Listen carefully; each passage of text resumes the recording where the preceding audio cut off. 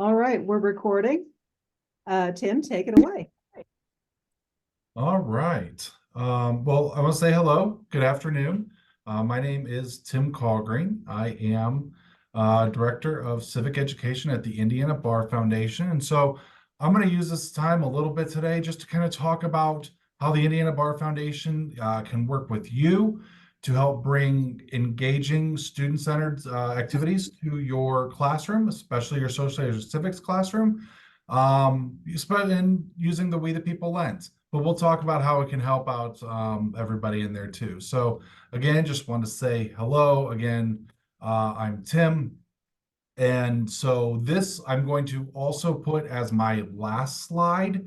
So in case you don't get all the information on this slide, you will see it again and it'll give you something to look forward to as well. Knowing that when you see this slide again, that I'm going to stop talking and you will be able to breathe again there too. So if you need my email address, the QR code takes you to our website, so you're able to do that, but the website URL is listed there as well. Social media, we're on Facebook and Twitter there at IN Bar Foundation. So please follow. We actually put just additional information on our social media that we might not put in other places, whether it's our newsletter or website or pieces like that. And a lot of it has to do with new opportunities and working with other organizations just to help spread the word about different things going on around the state. So please follow the social media. Our social media guy actually gets really excited after I give the presentations and he comes back, hey, we got 3 new followers today. Makes his day. So let's just add that in there too. I just want to start with this question, and I'm sure a lot of you get this in other from your students. Why should I care about this? I bet you're asked that a lot. So I want to start with this by taking just a minute and asking you, what did you do today? And this is an activity you can do with your students. Introduce your government or community unit with just this question. What did you do today? Take 60 seconds, think about it. And if you start thinking about things, just start dropping them in the chat, or if you're willing to come off mute to tell us what you did. And this, we're talking anything. We're talking things like, did you turn on the light when you got out of bed? We're talking, did you brush your teeth this morning? We're talking, did you eat breakfast? We're asking, did you get your transportation to school? Any piece that you did, what did you do today? Nothing too big, nothing too small. Take 30, 60 seconds, and then like I said, drop a few things in the chat or come off mute and let us know.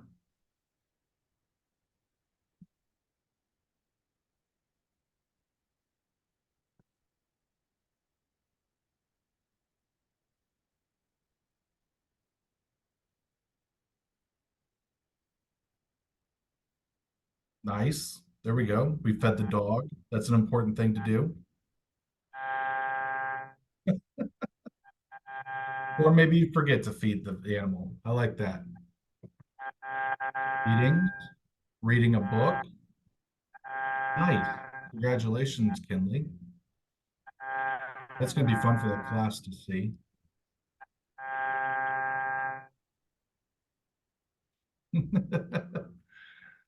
Pizza, pets, homework, medication.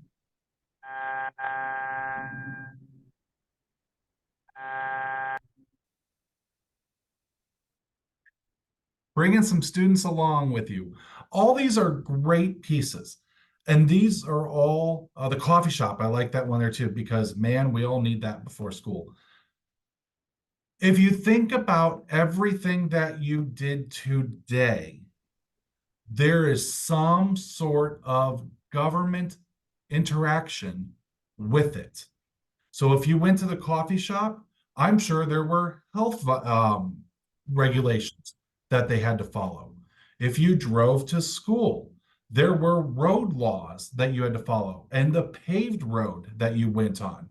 Talking to students about high school, The high school that the school district has set up that students have to go to, that is a government function there. Almost everything you did has some connection to government. So why do I need to learn civics? Because the government is everywhere and it impacts everything. So this is where you get to have your chance to tell your students, don't just be a passive engager with this. Don't just let it go by you. Everything you do, from the safety of the dog food and the medication that you and your parents and your grandparents and your brothers and sisters takes, has safety built within it. The paved roads, the parks that you went to, all these things have something to do with the government. It's our job as community members to understand that and be engaged with it. That's a nice little bell ringer opening part that you can make sure you do with your students to actually try to get them to understand that the government is not just something out in Washington, D.C. The government is actually everything you do in your own life. So let me give a little bit of introduction and background again about us and the Indiana Bar Foundation and me here. The Indiana Bar Foundation, we were formed, next year is going to be our 75th anniversary. So we are a 501c nonpartisan nonprofit organization. We do have the mission to inspire and lead change to improve civic education and legal assistance for all Hoosiers. And we aim to be that premier statewide charitable organization and a trusted partner to advance civic literacy in our legal system. So we are here to be a support system for all of our educators around the state here too. When it comes to the civic education piece, those are some of the names you might interact with us. Chuck is my boss. Joseph and Isaac work with me to put together a lot of the programs. So you might start seeing some of us in different aspects or hearing our names. We are excited to keep working with you along this too, because we do provide civic education programming. We have professional developments. We create resources and lesson plans, and we'll do a little bit of a deep dive into the We the People program specifically today, but that's just one area that we work with you too. So any questions or anything at this point before I dive into We the People?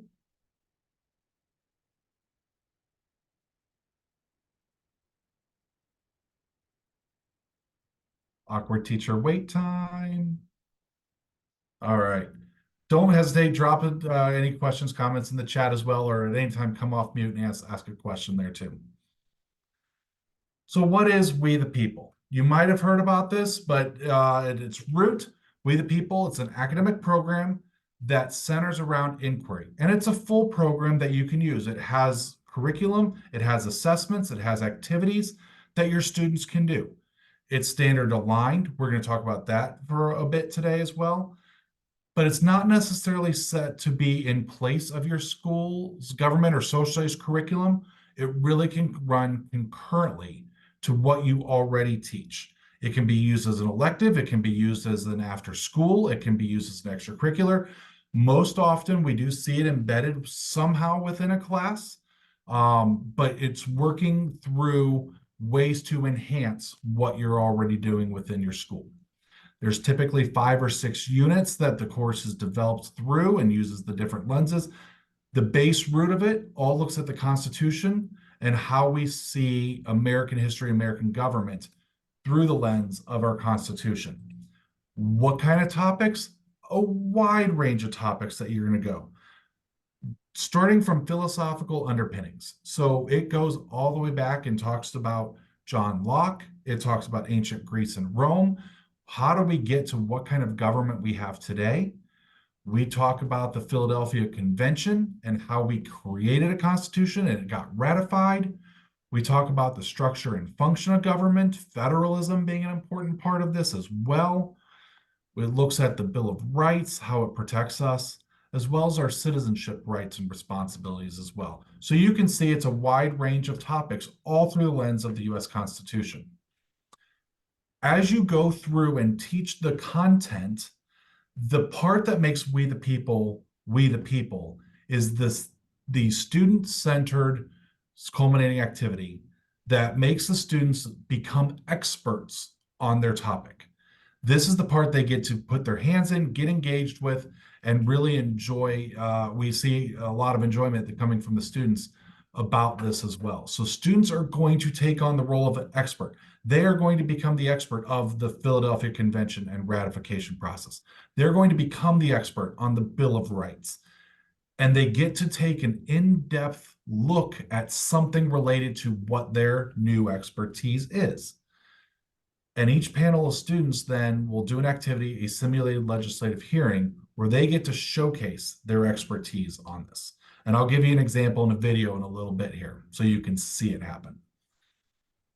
The simulated legislative hearing, this is an authentic assessment model that you can use in your class.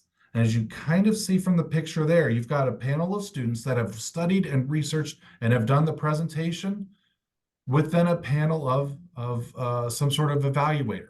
In your classroom, that might be you. If you come to our competitions, we'll bring in a panel of lawyers or judges or teachers or professors or community leaders that the students are going to be able to have a conversation with. The students are going to present their expertise as an opening statement, i.e. as if they're talking to the legislators. And then the judges or whoever's doing the evaluating ask some follow-up questions to further check the depth and breadth of the student's knowledge on the topic. So the judges are going to ask questions based on the student's response, seeking alternative scenarios, having the students clarify their arguments, all sorts of ways that their students are able to showcase what they know and learned because of their newfound expertise within the Constitution. So I'm going to throw you that We the People hits all of the buzzwords that your administrators are going to want to hear.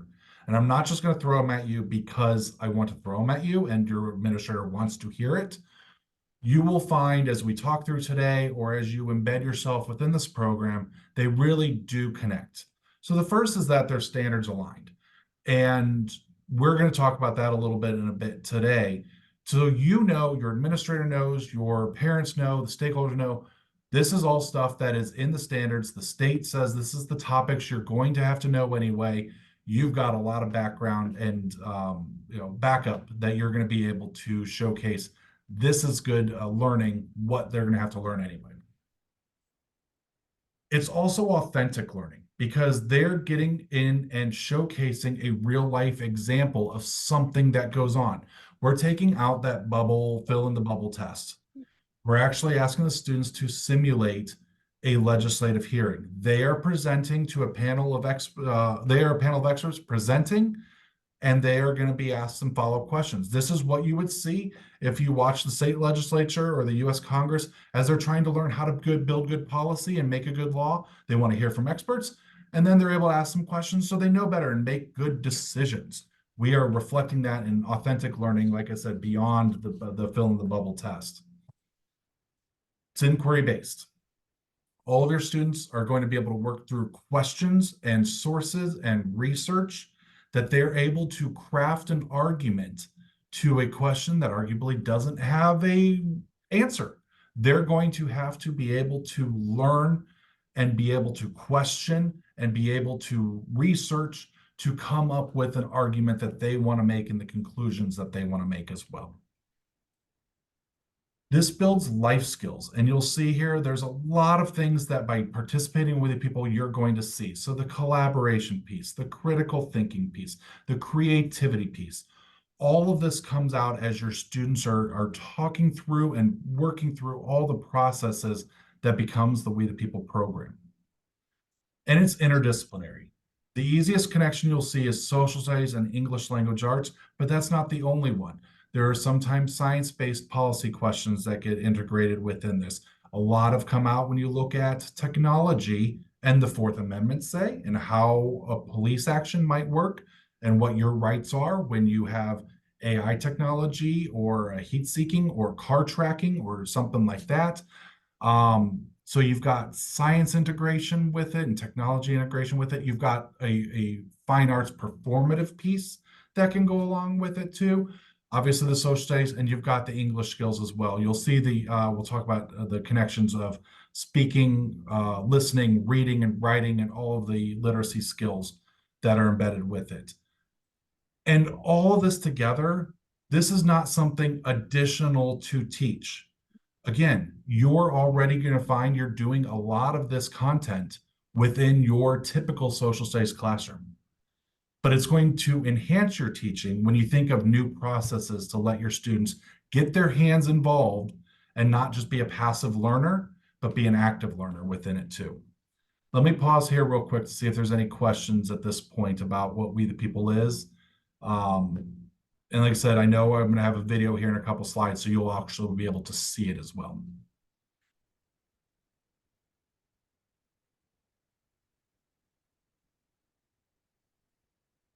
Okay. Okay. Again, any questions along the way, drop it in the chat.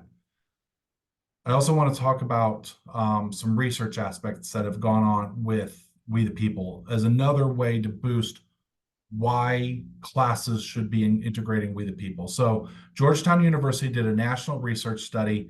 It was released in 2020. So over three school years, they tested We the People classrooms, comparing it to non-We the People classrooms. There were more than 2,200 teachers participating and more than 260,000 students participating over the 3 years. And the final lines, the takeaways from there, We the People students' civic knowledge scores improved significantly within themselves and were significantly higher than the scores of the control group. So for example, in middle school, this study was grade 7 to 8. There was a 68% improvement on students' knowledge from beginning to end of the year. And in high school, a 51% improvement of knowledge from beginning to the end of the year. But not just in civic knowledge that these students increase their ideas, a sense of civic responsibility and their attitude and disposition were also increased as well. So when you talk about the importance of voting, 90% of high school students after participating with We the People said this was an important piece. 90% of middle school students said this was an important piece of our democracy and our civic responsibility. To be involved in the community, 79% of high school students and 76% of middle school students agreed with that.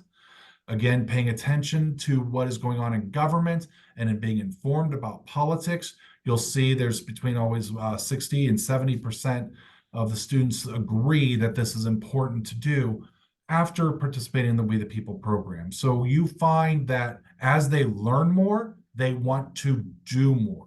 And through this whole process, it's giving them a venue and a mechanism to be able to do more with their civic knowledge and being a part of our community. As mentioned, We the People hits standards-based and inquiry-based teaching. So if this is some of the things that you find in your classroom or your administrator is looking for, it's going to be a part of that. So when it comes to standard-based teaching here, the We the People program, we have aligned to the Indiana Academic Content Standards.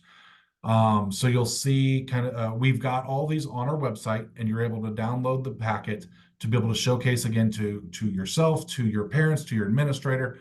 This does align. So in 5th grade, it aligns to 5th grade social studies and ELA. 6th grade, it aligns to the 6th grade civics course, the 6th grade history and social studies literacy requirements, as well as 6th grade ELA. Same at 8th grade social studies, 8th grade literacy, and 8th grade ELA. High school, it aligns to the U.S. government, it aligns to the ELA standards, as well as the social studies literacy standards. All these are available to download on our website, so you know this is already done for you. Feel comfortable and confident that these are available for you. So as noted here, again, just to break it down a little bit more, the level 1 book of We the People has 3 levels. At level 1 is written for the earlier grades. You'll see that there's 24 lessons within the book. Vast majority of the book has a connection to a standard. You're not getting a book just to use it for one lesson. It's connected all the way across. Multiple standards are covered, again, for social studies, ELA, the social studies literacy, it's all covered there. So you see the breakdown in the 5th grade social studies, the 6th grade, 8th grade, and the high school government as well. Again, you can use the book completely, it has an application to a standard. How many of the different standards are covered that you've got there too. Again, your parents, your administrator, you're going to be able to have that connection and comfort that the We the People program is already the stuff you're going to teach. And again, I'll keep saying that. It's not something additional. You're already using the content within We the People you're teaching anyway. Again, look at the 8th grade piece there too. There are going to be a vast majority of your social studies standards are covered through using this book. And you can use the book in many different ways. So it's something that you're already doing anyway. Let's try to make sure we can find a way to help your students enhance and get involved actively within that too. When you look at an inquiry-based process as well, you're able to see it that We the People aligns to the C3 framework. So the College Career and Civic Life framework that NCSS has designed. It's been around for 10 years and working through all sorts of social studies workshops and everything there too. Using the C3 framework, everything in We the People, it's built around questions. If you get a chance to flip through the book, if you get a chance to see how the culminating activity aligns, it's all questions. The students are discovering and researching the answers. Every headline within the book is a question, not a statement. Your students are always looking for answers, which helps them think through additional questions, helps them find more thought-provoking pieces about the topic. It lets your students mentally and physically get engaged with the material. You can help your students use sourcing both within the textbook and outside the textbook, or whatever materials you use to discover these answers to the questions. And then the other main part about the C3 piece is that you have to draw a conclusion, i.e. answer the question and take some sort of informed action with it. So what, now what? What do I do with it? Back to the original question we talked about. Why should I care about government? I'm learning now all the intricacies of government, and the students are going to be able to do something with it and be an engaged citizen. How do we see this come out here? For example, here is a We the People style question about voting. Voting is an essential part of our democracy. So should the right to vote be protected in our Constitution? What does the Constitution say about voting, and how have elections and the right to vote been threatened over time? These are all types of questions that your students can engage with, find sourcing, and put it together. And if you use the C3 inquiry model, it morphs into an easy lesson plan template as you work through this. As you set up your questions and you find sourcing and you find the tasks, formative and summative tasks that you're trying to ask your students to do, we have some examples, and we can help you build that out even more of ways you can teach this through the questions and through the We the People process in an inquiry-based type of lesson plan.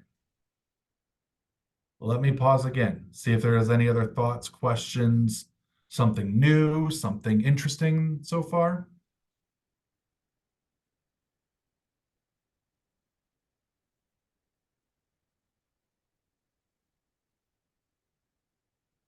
All right, appreciate that, Allison. And anybody else, obviously, all the stuff we've got on our website and building out, I'll talk about more of this too and show you all that as well. So hopefully you do find it helpful and useful here too.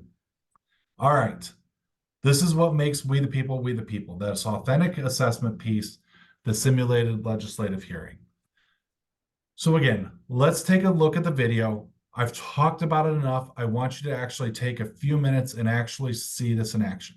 This is the question that will be answered by the video you're going to watch. So it's a question that looks at the topic of judicial review and its place in American governance, its usefulness, its controversy, its how it's employed. The video you're going to see is a group of 8th graders. They're from Fort Wayne, and you'll see this is what they're going to show you is a Zoom-based hearing. The picture you saw earlier were the two tables and actually having the conversation. This one I'll show you was Zoom-based, so you'll see that on there too. And so the video will start with one of the competition judges. Let's see if you can, I don't know if you can see my mouse of where I'm pointing at here, but you've got a handful, 4 students. You've got 3 competition judges, and you've got a timekeeper in there too. And so you'll be able to see, they will read that question. The students will start to present their answer. The students have had this question. For the record, They have had this question for a long time. This was presented in May, end of school year. They have studied, and so they're going to have that presentation. They will present for a few minutes, and then they will have a few minutes of the judges asking the follow-up questions to again gauge their understanding on the topic. So let's take a few minutes just to see what this looks like here. Good to see you again, Mr. Half, and all the team too. Okay, no surprise, we are dealing with question 2 today, so I'll read that question. If a law has been properly passed by the lawmaking branches of the democratic government, why should judges have the power to declare it unconstitutional? That's a quotation from political scientist Robert Dahl. Do you agree or disagree with Robert Dahl? Why? What is judicial review and why is it controversial? What has been the impact of judicial review on American society? Once the Supreme Court has decided that a law is unconstitutional, what power, if any, do the people have to change the Constitution? You may begin. Good morning. Our group disagrees with Robert Dahl. Judicial review is very controversial, and many people support its main ideas. The definition of judicial review in Article 3, Section 1 states that the judicial power of the United States shall be vested in one Supreme Court and in such inferior courts as the Congress may from time to time ordain and establish. Some people contest this, though. Many people say that it should be the people's rights to deem if a law is unconstitutional.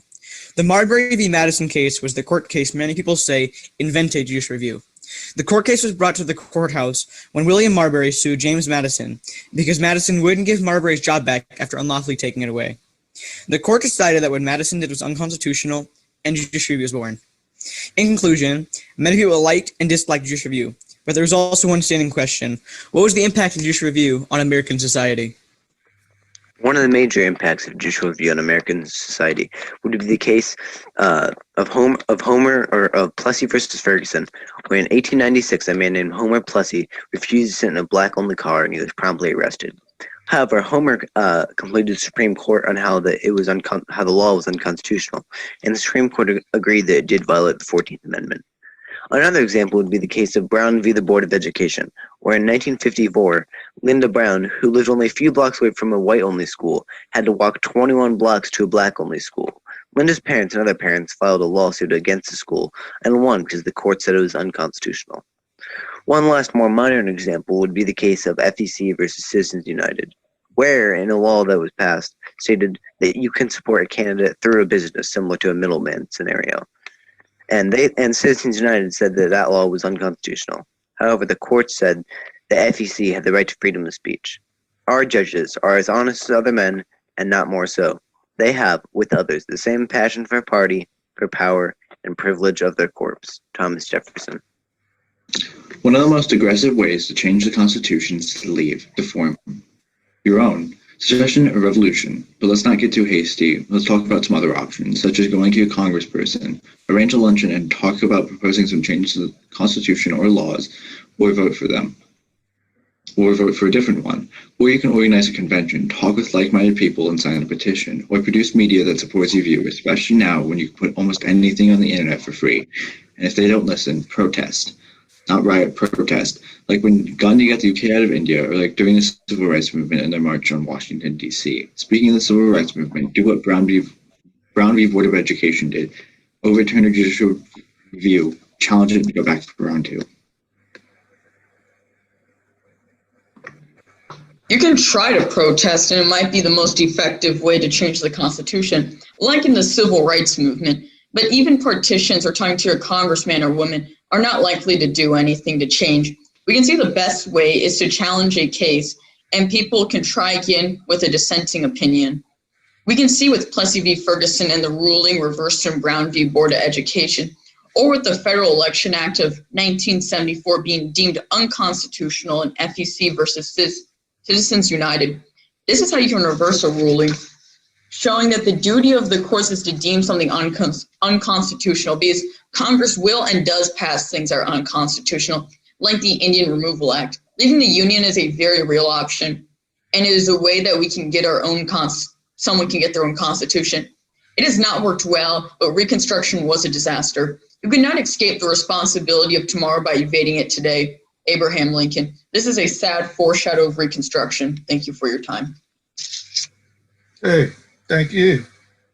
When we're in discussions about the judiciary, I often hear the term judicial activism. What is judicial activism? What does that mean to you? And does that in any way differ from judicial review that we've been talking about? I think that judicial review is an idea. I think that judicial activism is more of you doing it. So you can have judicial review. You can, say if a law is constitutional, unconstitutional. But I think that judicial activism is the courts actually doing something about it. They're being active in doing it. I would like to add on to my colleague. I think judicial activism is more partisan, and it's a subject that you feel about and that they are definitely going to make a ruling about. And judicial review is just the idea of deeming something unconstitutional or constitutional. Do you think that the Supreme Court justices should be elected by the people, or do you think the system works as it is? I think they should be elected, and not in standard 2, 4, or even 6-year increments, but more of a 15-year increments. So they wouldn't still be bonded to a single political party like how they are today, but they would also be elected by the people, and they wouldn't run as, say, I am a judge of the Republican Party or I'm a judge for the Democratic Party. No, you would just run as a judge, and they'd look through, or your background history would be shown to the public. It wouldn't be as such as, oh, I am a Republican judge, vote for me if you're a Republican. No, it'd be more of a, I'm a judge from New York who's had 30 years of experience and I know what I'm doing kind of thing. I would like to respectfully disagree with my colleague, but they could be elected, but I feel they should still be on for life, because if they're on for life, then their opinion is less likely to change, and therefore it's harder to pack the courts in one's favor. So it keeps them on for a long time, and it stops the judges from being swayed by political parties. I mean, they're already trying to anyway. I would like to respectfully disagree with my colleague Ruger and agree with my colleague Ethan, because I personally think that a judge cannot be as great for so long. Yes, they may be more experienced in their work, but they are not. I mean, they're just getting too old for it. And if there's new people in charge and they have someone in the courts that just is outdated, you could say it should be their right to try to put someone new in.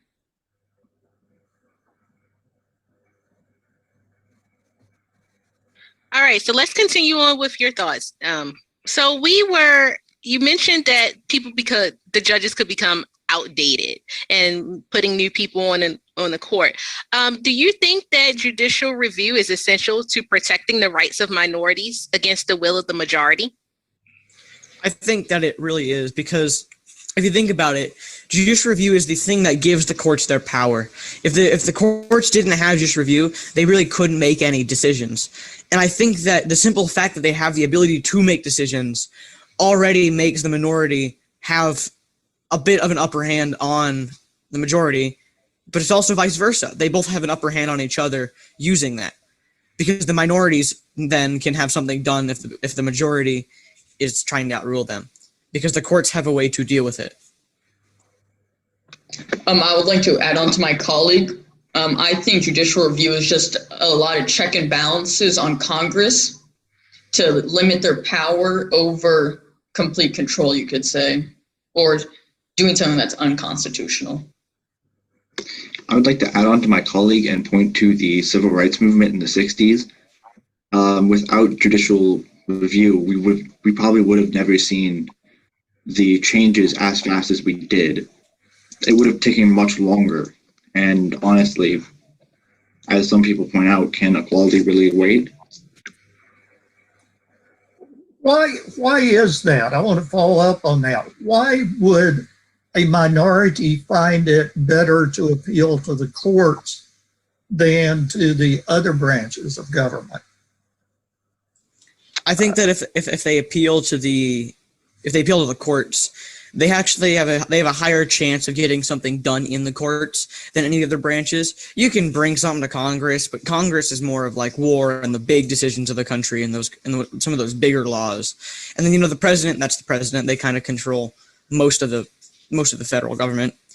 But then you have the courts, and they're really what gives everybody else their power. It gives almost everybody else the ability to change our nation. I would like to add on to my colleague in the fact that the courts are one of the most crucial parts of this nation. Without any courts, the laws are meaningless in my mind. Because if there's no one to enforce the laws, why should there be laws in the first place? And the courts are there to enforce the laws, not as police, but as I know this might sound ironic, but judge and jury. And, well, not jury per se, but as judge. And they are the leading law, or not the leading law of the land per se, but the leading lawbringers of the land. I'd like to go back to the case of Marbury versus Madison, which you nicely discussed in your opening statement.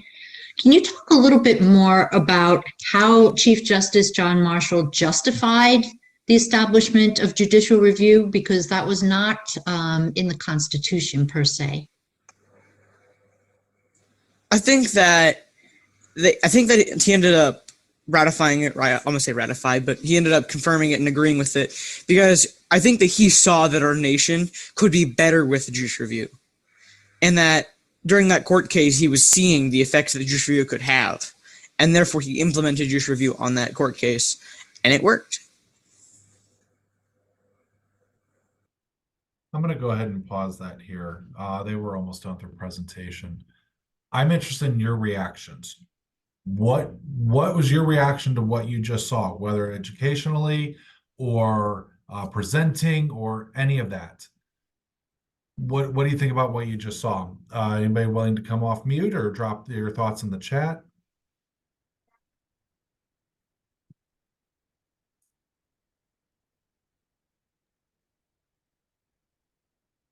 I'll just toss in that I served as a judge last November for the Fort Wayne competition. And I'm not an expert, but I was very impressed with a lot of the student teams. I was paired on a judging panel with 2 attorneys. So we listened to both middle school and high school teams. Some of them were super prepared. These 4 boys seem to have done a very good job preparing. Some of them were a little less prepared. Some of them did very well with the essay that they read, but less well with the follow-up questions where they were forced to think and speak off the cuff. But I thought it was just a fantastic experience, and I was so pleased and proud of a lot of those kids. We were joking in the meeting room before going out to the sessions that you kind of made us feel more confident about the future. Listening to how these kids had learned and prepared. Thanks for that, hearing that. Some of my reactions to your reactions that you're dropping in the chat there too. Several of you have talked about the students looked engaged. The students had an impressive debate. Their discussions among each other, as well as their discussions to the judges, were at a high level. Again, these are 8th graders. Yes, they studied. Yes, they had a great teacher like you are, and you can start integrating this into the classrooms. It's going to be able to showcase that. Their confidence, the poise, pieces like that. One of the added extra benefits, again, of We the People, talked about at the beginning, one of those life skills that you can embed within it. It got them out of the idea, again, of not just filling out a bubble and knowing an answer. They're having to think through the answer. And I'll add on here too, their opening statement was something that they were, the question was told to them in advance. They got to research that. But once they got to the Q&A part, they weren't given those questions in advance. They were answering those questions as they heard the questions, using the knowledge that they gained and how to apply it to the different scenarios that they asked her to. Was everything actually accurate? There was some nuance within that too, right? We get that. All of our students are going to have that. I liked the way they didn't want to call the judges old, they just called them outdated. You will have that, right? It kind of makes that fun to listen to, but it was also a lot of fun to listen to the knowledge that they had and how they put it together here too. Allison was asking a piece about competitions for this. So we sponsor competitions at the 5th, 8th, and high school levels. And so coming up this spring, we're going to have an elementary showcase that's geared toward 5th, but the 5th is also the part that we're going to learn. We can figure out how to integrate the 6th grade. So it'll become a 5th and 6th grade showcase. It'll be held at the State House this May. Think about that. I don't have a slide on that, but if that interests you to come and observe, please email me. Say, hey, I want to come observe that 5th, 6th grade We the People. It's going to be May 10th down at the State House. It'd be great to have you kind of see it, and so you can see it in person, how it's going to work there. We do the 8th grade and high school as a first semester competition. So those take place in November and December. So we're going to be able to do that. The question with the Civics Bee, that's actually a different organization, but there's a lot of overlap, and none of these are mutually exclusive at all. And so you can do one, you can do both. It all comes together into what you are able to do in your classroom, because I know you're already doing amazing things as it is, and how to integrate with it too. And so that's one of the fun parts about the We the People program, is you give your students an opportunity to not just learn the content, but actually engage with the content and know the content for all sorts of different aspects. I think somebody mentioned that they'd love to show this as an example to their students. I'm trying to remember if this particular video is on the Indiana Bar Foundation's YouTube channel or on the Center for Civic Education's YouTube channel. Center for Civic Education puts this on nationally. The Indiana Bar Foundation is the state organization that does that too. So we're able to make sure you get an example of that too. Or again, like I said, come view it in person as well.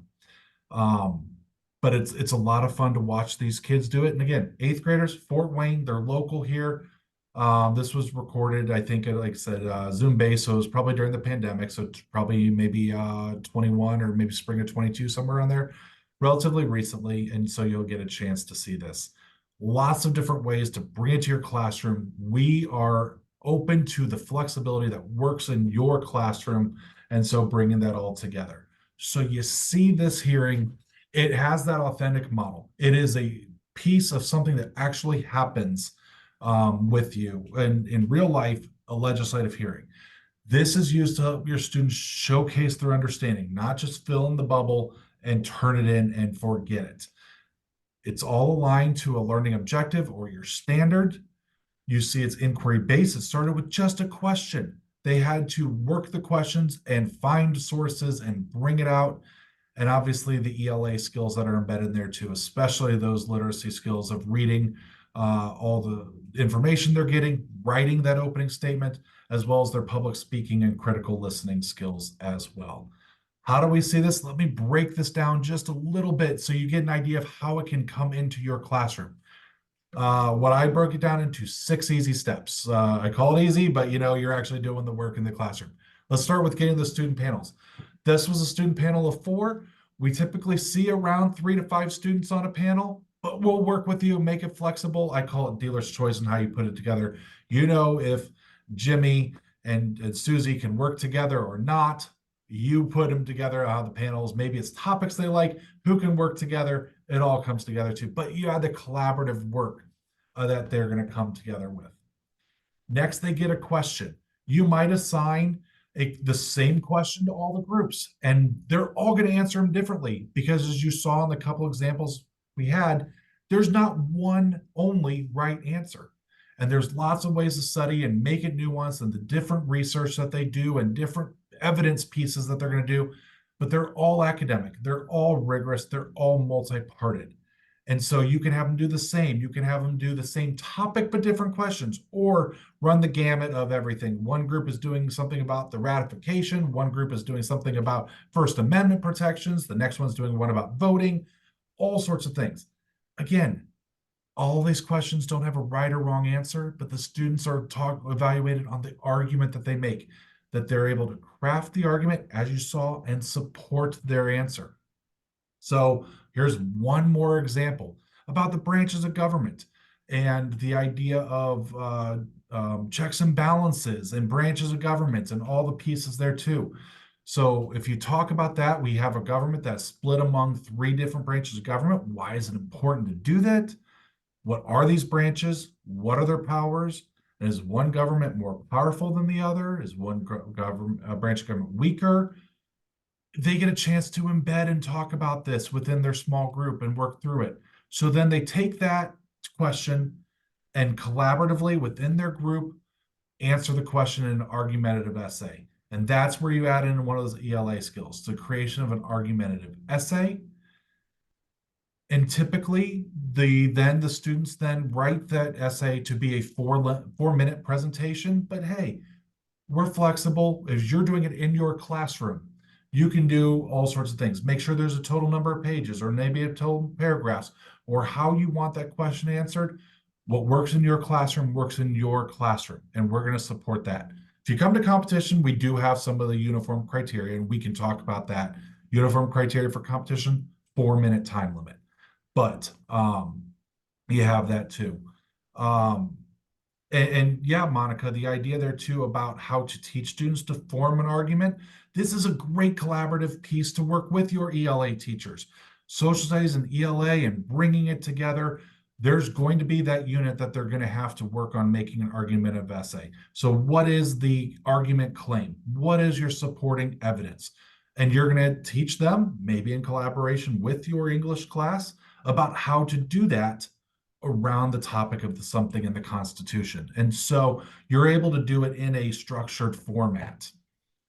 The students are going to present their research to you, present that essay that they wrote, which you saw them during this. Thus, you add the ELA skill, the public speaking skills.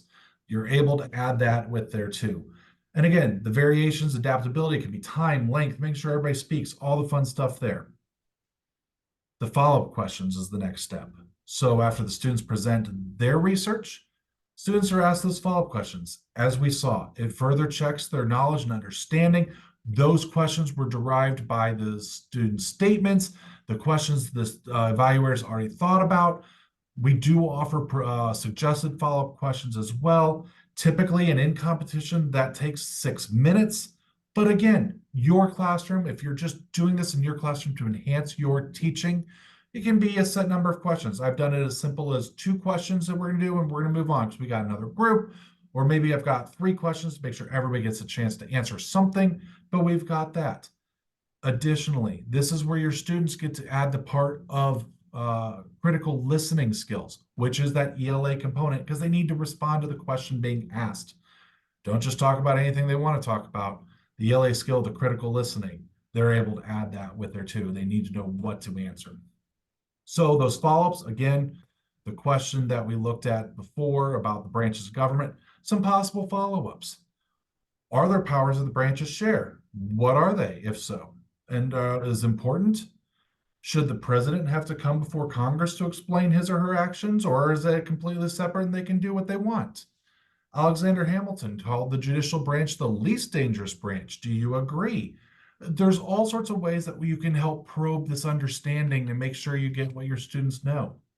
And of course, there's an evaluation and feedback. I stopped the video before you saw that, but those judges then offered some feedback. This is what we heard. This is what you did really well. This is what you can improve on. There's 2 possible score sheets that we've used in different criteria. This one is technically an older one, but these are concepts that you are still able to use. The idea of, did they understand the question? Did they have some constitutional application? Was their reasoning good? Was their supporting evidence good? Did they respond to the question? Did they participate? Now the evolution of the scoring has moved on to the idea of how was their opening statement, and then did they provide evidence and analysis and an application among that to know the concepts, as well as how good was their overall discussion.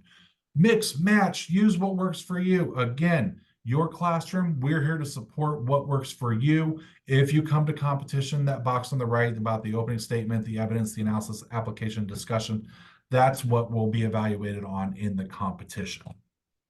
We actually have a one-pager on our website you can download, so you can follow the hearing process as well. Easy enough for you. That's a portion of a screenshot of that flyer as well, in case you forget all the steps there too. I'm recognizing we've got just a few minutes left, so I really want to showcase some of the support that we have already available for you on the website before my time has expired.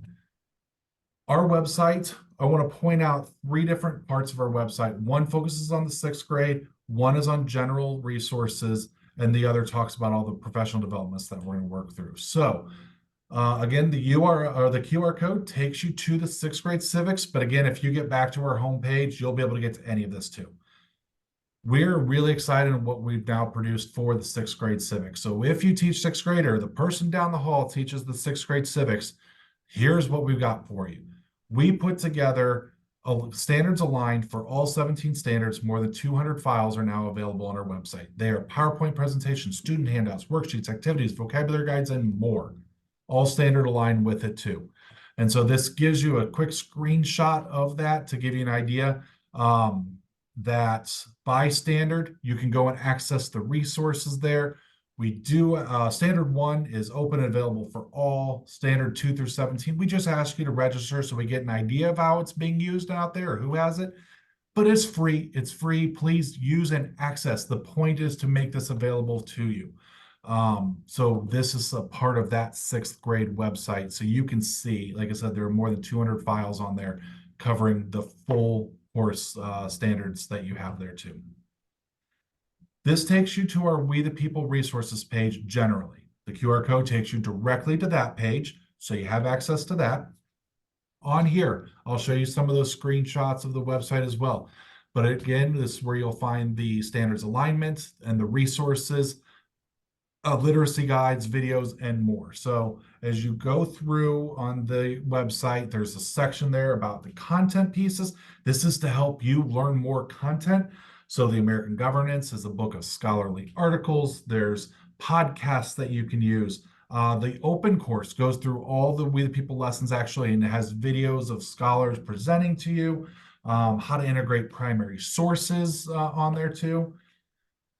The other part looks at the textbook. So if you have multiple levels of the textbook, how they compare, how to help answering the We the People question. You see there that hearing process chart, that screenshot that I showed you earlier. Literacy guides, they're aligned so currently to the middle school and high school. So kind of the level 8, grade 8 and the high school version. They haven't released an elementary version yet. Hopefully they do soon. Additional lesson plans, graphic organizers, video resources, pieces there that we have there too. Those are just a few of the video resources. They range from a mentor teacher talking about how to bring things in, or scholars talking about content information for you as well. This is the part I get really excited about. Knowing that there's already 27 of you that are taking a time after school on a random weekday to come to a workshop like this, I hope you will find interest in coming and joining us for additional workshops as well. So again, the QR code takes you to our PD page. I want to highlight just a few of them for you. Coming up on April 26th, we are excited to partner up with 2 other organizations, the Remnant Trust and the Jack Miller Center. I don't know if anybody in this group came down to Indianapolis, I think it was last spring, heard the discussion from Judge Doug Ginsburg and got to have an interaction with the primary sources. We are doing a similar piece. So the Remnant Trust is bringing original primary sources, early editions of the Federalist Papers, early editions of Frederick Douglass, John Locke, Alexis de Tocqueville. You will have a chance to physically hold and pick up early editions of the Federalist Papers, etc. It's going to be, I think, one of the really cool aspects of this. We are bringing down a Notre Dame professor talking about our concept of government, majority rule, minority rights, as well as getting lesson plans and teaching strategies in there.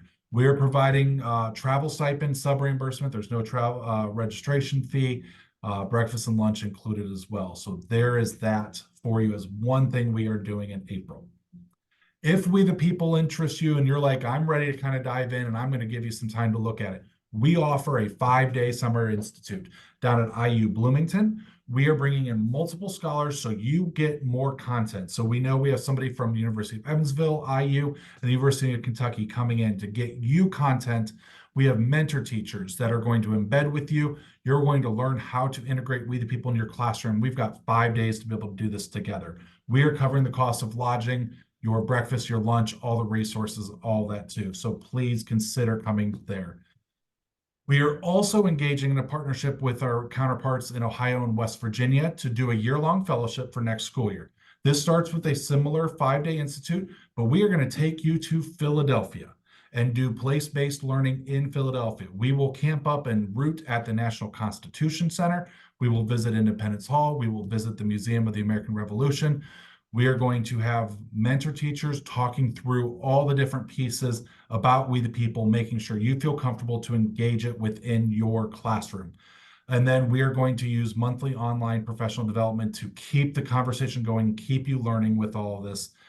Textbooks, we're going to bring you to the state competition to observe, or if you feel so inclined, actually participate. This one does come with a stipend for participation, and all we ask you to do is attend the workshops and hold We the People hearings in your classroom sometime during the school year. I'm really fast going through all that, and I know I'm running low on time. I'm happy to give you more information about it too. The other part, we're really excited that wouldn't call it necessarily a professional development piece, but we have a civic summit coming up. We are bringing together organizations and individuals that are civic minded and want to be able to showcase civics around the state. So how do you partner with the community to help you out in the classroom? How do you engage with other organizations? And then from a high level, also bringing more connections of awareness, collaboration, amplification of civics around the state. We, again, do have grants for K-12 educators for their reimbursement of travel, registration, and sub-reimbursement as well. So that's available for you. The QR code takes you to information about the summit. My quick conclusion is that We the People should be able to, we want to get it into your hands. And we want to let your students engage with letting them actually take part in understanding and bringing forth their knowledge of this. An authentic assessment gives them the mechanism to do that, and they're going to demonstrate their learning. We offer the professional developments. We want the teachers to feel comfortable and confident in both the content and teaching strategies. For our foundation, we are here to help. So as promised, first slide is the last slide. If you need my contact information, again, there is that, as well as the social media, the URL to the website, and QR code to our home website as well. My clock says 5:14, so I was able to just get that under the gun. I know it's out of time. Donna, I know if I hope this isn't overstepping, but again, if you have to leave, great. We understand we've hit our hour, but I am happy to stay on as long as anybody has questions, and I can kind of talk through that with anybody as well. Thank you, Tim. Perfect. As Tim said, it is 5:14 by my computer. We will take a pause here for those of you who do need to step away. Anyone who would like to hang around and talk more with Tim, please do that. I'm going to turn off the recording, and we'll be happy to let Tim answer more of your questions. One thing, my memory tells me that Create did put a copy of We the People in all Muncie Community Schools. I will verify that, and I will be sending you an follow-up email with the link to the survey. We would ask you to fill that out before we can process reimbursement, but I'll also work with Tim to try and find some YouTube links that we can send you if you want to show those student experiences to your own students. And I put it in the chat for those of you who get and read our newsletter. The 6th grade resources that Tim talked about were featured in the January newsletter as the featured online resource for teachers. And I'll try and remember to put that in the follow-up email as well. So thank you all for coming. Please feel free to hang around and talk more with Tim. Have a good evening. Thanks for your time.